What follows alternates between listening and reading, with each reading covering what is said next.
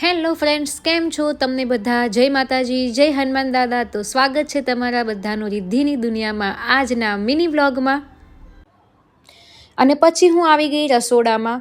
ઘરે હું હોઉં ત્યારે રસોડું મારા હાથમાં હોય, કેમ કે મને રસોઈ બનાવવી બહુ ગમે છે. અહીંયા સરસ મજાનું સલાડ રેડી થઈ ગયું હતું. બપોરે લંચમાં આજે કંઈ ખાસ બનાવવાનું નહોતું, વઘારેલા ભાત બનાવવાના હતા, તો એની પ્રિપેરેશન થઈ ગઈ હતી. અહીંયા આગળ હું બેસી ગઈ જમવા, વઘારેલા રાઈસ, છાશ અને સલાડ લઈને. સલાડમાં તમે જુઓ, સલાડમાં હું નાખું છું શિંગદાણા, પછી કાકડી, ગાજર, બીટ, આ બધું નાખીને હું સલાડ બનાવું છું. બહુ ટેસ્ટી લાગે છે અને હેલ્થ માટે પણ બહુ સારું. અને હું તો પહેલાં એક બાઉલ ભરીને સલાડ જ ખાઈ લઉં છું. પછી જો જે રસોઈ બનાવી હોય થોડી ઘણી ભૂખ હોય તો ખાઉં. અને એમાં અત્યારે તો ઉનાળો ચાલે છે એટલે સલાડ ને છાશ એમાં જ અડધું પેટ ભરાઈ જાય છે મારું. પછી જેટલી ભૂખ હોય તો થોડું ઘણું જે રસોઈ બનાવી હોય એ જમું. અને સલાડ બધાએ ખાવું જોઈએ, હેલ્થ માટે બહુ સારું. પછી જમીને થોડી વાર આરામ કરે, મારું થોડું કામ હતું એ કર્યું, ને પછી સાંજે મેં બનાવી બ્લેક કોફી. અને સરસ મજાની બ્લેક કોફી પીતા પીતા જીઓ હોટસ્ટાર ઉપર ચિરૈયા સિરીઝ આવી હતી તો એ જોતી હતી. તો ચિરૈયા સિરીઝ જોતાં જોતાં સરસ મજાની બ્લેક કોફીની રંગત માણીને હું રૂમમાંથી બહાર ગઈ ત્યારે મમ્મી જુઓ શું કરતી હતી. મમ્મી શું બનાવે છે? શક્કરપારા બનાવું. શક્કરપારા તો કેમ બે અલગ લોટ રાખ્યા છે?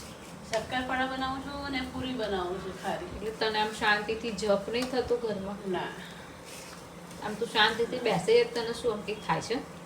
કઈ નાસ્તો ઘરમાં હજુ કમ ખાવા પીવા થાય, નાસ્તો ભૂખ લાગે રાતે તો ચાલો. હવામાં નાસ્તો જોઈએ તો ચાલે. તો મમ્મી બનાવે છે શક્કરપારા અને ફરસી પૂરી, બંને લોટ બાંધી રહી છે વારાફરથી. અને પછી થોડી વાર રિયાઝ કરીને, અત્યારે નવરાત્રિ ચાલે છે એટલે નહીં ધોઈને ફ્રેશ થઈને દીવાબત્તી કર્યા, પૂજા કરી. અને અહીંયા આગળ રસોઈમાં આજે હતા રાઈસ અને દાળ અને પાપડ. તો હું બેસી ગઈ જમવા. હમણાંથી હું છે ને એવું ટ્રાય કરું છું કે 8 વાગ્યા પહેલાં જમી લઉં, કેમ કે એમ કહેવાય કે તમે સાંજે વહેલા જમી લો ને બહુ સારું. આમ તો એવું કહેવાય કે 7 વાગ્યા પહેલાં એમ કે જમી લઈએ બહુ સારું, પણ એટલા વાગે તો પોસિબલ ના થાય કેમ કે આપણને આદત નહીં. એટલે પણ હું 8 વાગ્યા પહેલાં હમણાંથી જમી જ લઉં છું. 7:30 વાગતા હું જમવા બેસી જાઉં છું. પછી જે મમ્મી અહીંયા પૂરીનો લોટ બાંધ્યો હતો, તો મેઘા અને મમ્મી બંને અહીંયા પૂરી વણવા બેસી ગયા હતા. તમે જોઈ શકો છો તો એ બંને પૂરી વણતા હતા અને હું ઉપર પૂરી તળતી હતી. એટલે આ કામ ફટાફટ પતી જાય ને, કેમ કે શક્કરપારા બી હજુ આના પછી તળવાના હતા. અને મેં જમી લીધું હતું એટલે અહીંયા ફટાફટ એ લોકોએ મને વણીને પૂરી આપી અને મેં તળી દીધી. તમે જોઈ શકો છો અહીંયા સરસ મજાની ક્રિસ્પી પૂરીઓ થઈ ગઈ છે અડધી.